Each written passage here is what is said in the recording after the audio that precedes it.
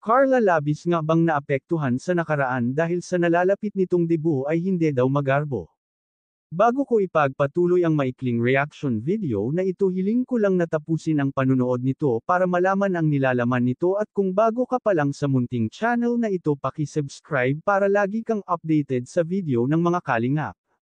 At huwag natin kalimutan suportahan ang ama ng kalingap na si Val Santos Matubang at si Kalingap Rab. Atin ngang pag-usapan ang nalalapit na debut ni Carla.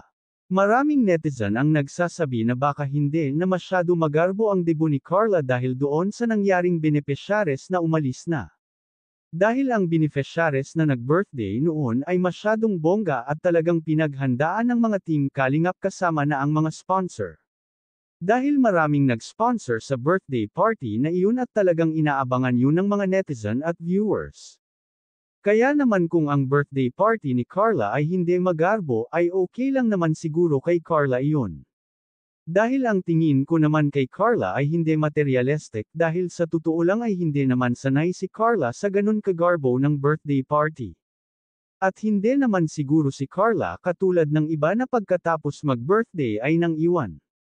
Mas pipiliin pa nga siguro ni Carla ang walang party, dahil kung mapapansin nga natin ay halos gusto nito palagi tumakbo pag maraming nanunood sa pagbablog sa kanya.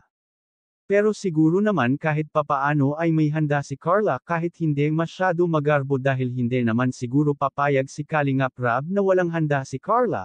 Kaya mga ka-viewers, aabangan natin kung anong mangyayari sa debut ni Carla. Darating kaya ang mga Kalingap Angels? Hanggang dito na lang ang update ko mga kalingap. Maraming salamat at God bless sa inyong lahat.